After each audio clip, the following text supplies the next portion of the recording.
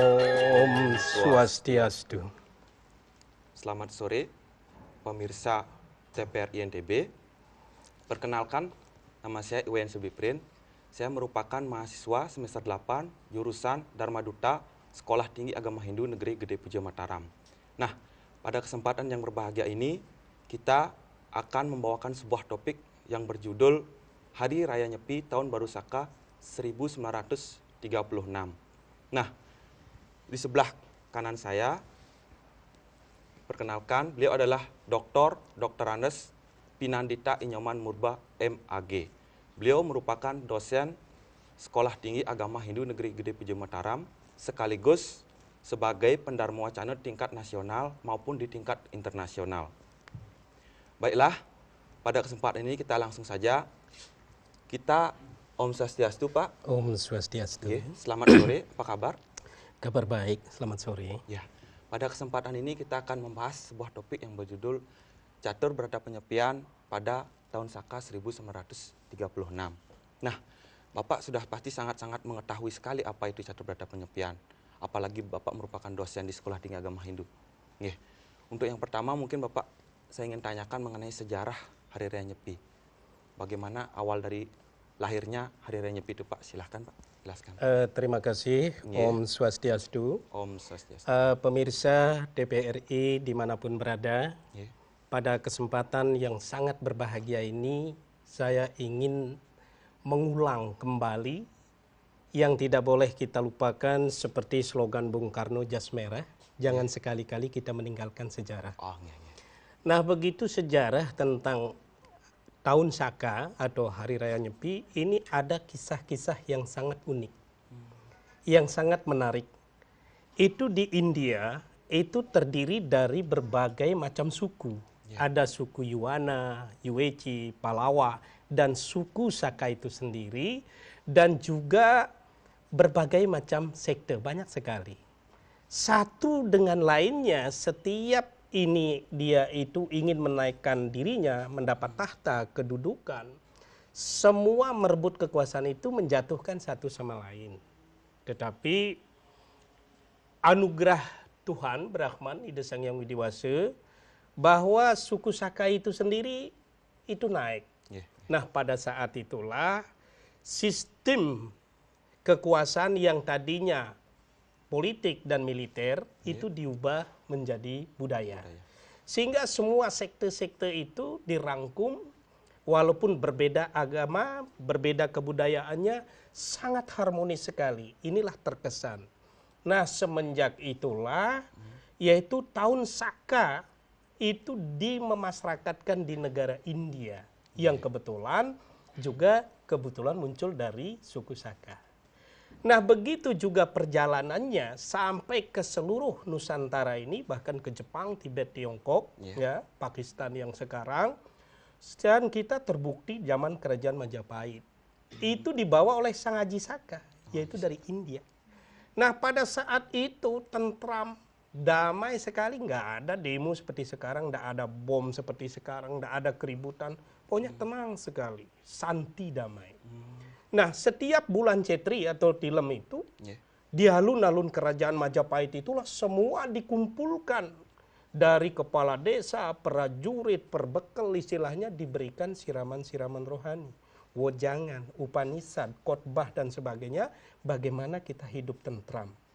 Nah, semenjak itulah, Sang Aji Saka itu memasyarakatkan seluruh Nusantara ini. Terjadi kebinekaan ini yang luar biasa, kita menyatu sama lain. Nah, kenapa Sang Aji Saka melakukan hal itu? Karena sesuai dengan tuntunan Pustaka Suci Weda, di dalam Isa Upanishad itu dikatakan Wasudewa, Kutumbakam.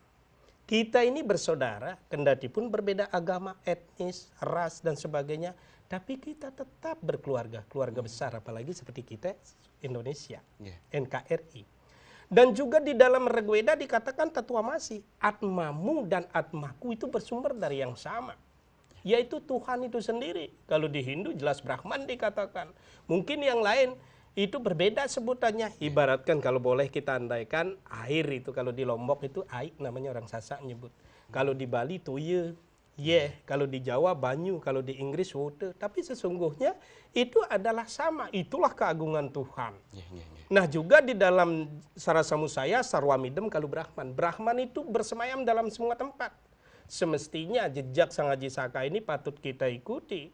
Kita jadikan suri toladan, kita harmonis, kita damai, rukun satu sama lain. Sehingga santi kedamaian ananda kebahagiaan itu dapat kita tercapai. Ini awal mula daripada sehingga kalau di India dia dikatakan disambut dengan tahun baru Saka.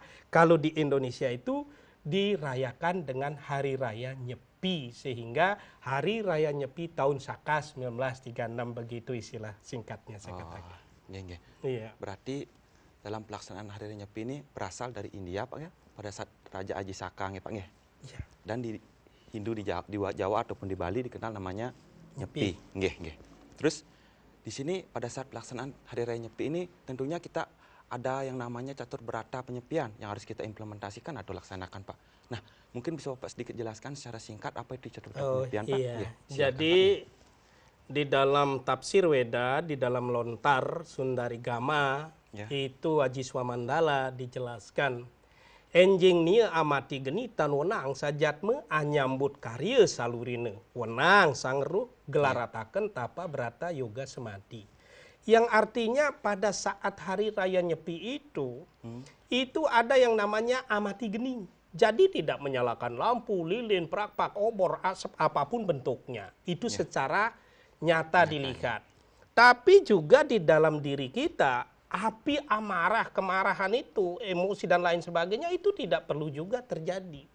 Nah, kenapa ini dilakukan seperti itu? Saya ambil dulu yang tadi katakan ilmiah itu, kita lihat. Sampai kompor tidak menyala, secara filosofis itu artinya tidak masak. Nah, dengan tidak masak itu kita diarahkan melakukan upawasa selama 24 jam. Itu sebelum matahari terbit sampai besok besok pagi itu baru kita setelah terbit baru buka puasa itu. Nah, ini sangat penting sekali dilakukan karena sesuai dengan Chandogya Upanishad 4.6 itu yang namanya upawasa yang dilakukan itu ada 3 manfaat yang intinya sangat penting sekali. Yang pertama biasanya kita mencerna, jadi kita tidak mencerna, itu akan merupakan tenaga ekstra, power. Larinya ke otak sehingga daya ingat manusia itu tajam dan juga ketenangan itu muncul. Nah, ini adalah ketenangan ini kita perlu sekali kita miliki. Tuhan bersabda di dalam Adhyaya 7 sloka 16 ini, manah prasada saum yatwam maunam atmawinigraha bahwa samsudir etieta tapo manasam uciate. Pikiran kita itu tenang, jiwa kita harus bersih dan mampu mengendalikan indria. Nah, kadang-kadang sekarang kan kadang-kadang tidak mampu mengendalikan indria. Tetangga punya kulkas kita ingin, tetangga punya mobil kita ingin. Kemampuan kita tidak ada. Akhirnya apa yang terjadi? Kita ngeridit. Kalau saya waktu kunjungan ke negara Perancis, ke negara Belanda itu, kalau kulkas di sana buka, isinya enak. Durian dari Belgia, anggur dari New Zealand, ya, dan juga enak sekali apel dari New Zealand. Tapi kalau kita di sini, kalau kita buka, kalau besar pasak daripada tiang tadi, kan kasih teguran. Baru kita ambil kulkas itu, kredit, diingatkan sama kita. Begitu tidak, dari pagi kerja P7, pagi pergi pulang petang, penghasilan pas-pasan, kita ngeredit itu aja, walaupun punya spring bed. Begitu kita tenang, seharusnya tidur tenang, ini apa?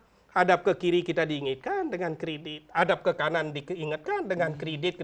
Hadap ke atas, klik sampai tengah malam, tidak bisa karena kita memikirkan kredit itu. Nah, ini satu bentuk pengendalian kita tidak mampu mengendalikan diri itu. Itu sebabnya good counsel is never out of date. Nasihat orang-orang suci itu sebenarnya perlu diikuti. Jangan sampai kita itu kebablasan. Sebab khawatirnya apa? Kalau kredit terlalu banyak begitu, akibatnya kita ngelaleng. Tahu ngelaleng? Ngelah lengar yang saya maksudkan istilah botak itu. Ya. Itu tidak perlu terjadi. Nah, api yang paling dalam ini, itu marah. Marah ini adalah merusak. Marah ini adalah dosa. Karena pada saat itu jangan sampai ada kemarahan di dalam diri kita. Kenapa? Adi ayat 2 sloka 63, Krodat bawati samohat samohat semerti wibrama semerti bramsat budinasu budinasat pranasiate. Dari amarah timbul kebingungan, hilangnya ingatan, hancurnya nalar membawa kemusnahan. Musnah di sini bukan mati saja, gagal pun itu tergolong musnah. Nah, andai kata pada catur berata penyetian yang begitu sakral, yang begitu suci, kita marah-marah, gagal kita melakukan hari raya itu. Gagal kita membina di rumah tangga itu. Kita harus song-song dengan baik. Sireruh ring pati, siapa tahu tentang kematian. Satu pun manusia nggak ada tahu tentang kematian, kapan dia mati dan sebagainya. Hanya Brahman, hanya Tuhan. Karena itu hari yang penuh sakral ini, suci ini, mari kita lakukan. Dan kalau saya katakan tadi merusak. Secantik bidadari pun wanita-wanita itu kalau sudah marah itu jelek sekali potongannya. Kayak bimoli, bibir monyong 5 cm. Enggak enak itu. Apalagi potongannya kayak mulut misalnya kayak jajaran genjang. Kepalanya kayak kubus yang belum selesai. Ini pokoknya rugi deh. Setampan Rejuna pun kalau sudah marah potongannya heng itu. Jadi oleh sebab itu hati-hati jangan marah. Tapi yang lebih mengerikan daripada itu adalah dosa. Karena Tuhan bersabda di dalam Adi ayat 3 sloka 37, kama esa kroda esa rajoguna sambawah mahasanu mahapapma widi inam iha wairinam. Nafsu amarah itu merusak, penuh dosa, ketahuilah keduanya itu terdapat di bumi ini. Jangan sampai tujuan kita untuk mendapatkan sorga, neraka yang kita jumpai. Jangan sampai kita ingin bahagia, tapi sengsara kita dapatkan. Karena itu, marilah patuhi. Jadi, geni api maupun di dalam diri maupun di kita lihat ini, itu pada saat itu orang Hindu itu semua lampu-lampu padam. Tapi mudah-mudahan ini tidak ada maling yang anu itu. Berarti sisi langkan antara Buana Agung dan Buana Buana Pak ya? Selalu mikrokosmos, makrokosmos. Alam nyata dan alam tidak nyata. Niskala-skala ini harus kita padukan. Yang kedua, amati karya. Hindu itu memang diajarkan untuk bekerja keras. Buktinya Adi ayat 3 sloka 8, niatam kuru karma tuam karma jayayo hai karmana sarira rafi catena prasada akarmana. Bekerjalah kamu sesuai dengan yang ditentukan. Berbuat lebih baik daripada tidak berbuat. Andai kata tidak berbuat, memenuhi kebutuhan hidup pun kita akan sulit. Itu kan betul, bekerja keras. Dunyuvilesi, tidak malas, kan begitu. Tetapi pada catur berata penyepian itu, kendati pun misalnya kita punya sahabat dari Inggris, katakan itu pound sterling yang tinggi sekali. Katakan misalnya saudara kita dari Jepang ada transaksi yen, katakan misalnya dari Eropa yaitu euro, katakan dari India itu rupiah dan sebagainya, Indonesia rupiah. Tapi pada prinsipnya pada saat catur berata penyepian, kita tidak boleh bekerja. Dan pada saat itu kita tidak boleh bekerja kalau memang rezeki kita nggak akan lari. Mungkin pada saat itu kita tidak dapatkan, di lain hari mungkin saja dilipat oleh Tuhan. Ini anunya. Dan amati lelanguan, tidak bekerja, tidak bepergian, amati geni, tidak mencari hiburan.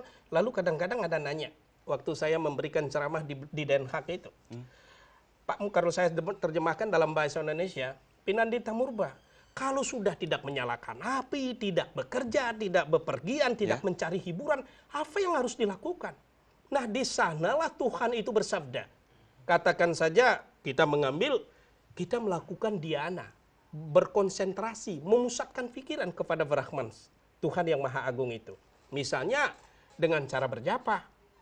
Di dalam Adi ayat 10 sloka 25, di dalam Bhagavad Gita, itu dikatakan, Maharsinam bergur semi giram ekam aksaram jenana japayanya semi stawaranam Himalaya. Aku adalah bergu di antara maharsi. Aku adalah ongkara di antara aksara suci. Aku adalah japa di antara yadnya, dan aku Himalaya di antara benda mati. Nah, ini sangat bagus sekali kita melantungkan, menyebutkan atau kirtanam dan sebagainya tentang Tuhan waktu itu. Misalnya kalau contoh, saya harapkan janganlah kita fanatik terhadap dialek. Karena Indo itu sangat universal sekali, tidak mesti harus sama dari Sumatera, Jawa, Bali, Lombok, Sumba, Alor, Timur, Irian, Jaya, Halmahera, sampai Kalimantan, Sulawesi, tidak mesti sama. Yang penting arti, makna itu tidak berubah. Satu contoh misalnya kita Gayatri Mantram, ini beda sekali. Untung berbeda-beda itu. Misalnya kalau kita dengarkan Om Burbuak Swaha Tatsavitur Varenyam Bargo dewasya dimahi diyoyonah prajodaya. Tapi kalau saudara kita di Bali TV pagi misalnya, beda dialeknya. Ombur buaswa tatsawitur warenyang bargo dewasya dimahi dioyonak prajodayat. Atau di sini di Bali, ombur buaswa dan selanjutnya. Inti arti itu maknanya sama. Jadi Oleh sesuai sebab apanya? itu fokus kita yang penting ke Tuhan. Yang penting ke Brahman. Sebab ini kita sangat, masalah tempat jangan dipikirkan. Kalau kita menghadap ke timur, Sang Hyang Iswara menuju Brahman. Kalau kita menghadap utara, Sang Hyang Wisnu menuju Brahman. Kalau kita ke selatan, Dewa Brahma menuju Brahman. Kalau kita dari barat, Mahadewa jadi Brahman. Megang pun kita itu Siwa. Jadi ini adalah kebebasan, yang penting keyakinan kita dan ketulus ikhlasan kita. Inilah lebihnya kita mensyukuri kita itu tidak terikat karena tempat di mana kapanpun kau memujaku dengan hati yang tulus dan ikhlas, sembah bakti aku akan terima.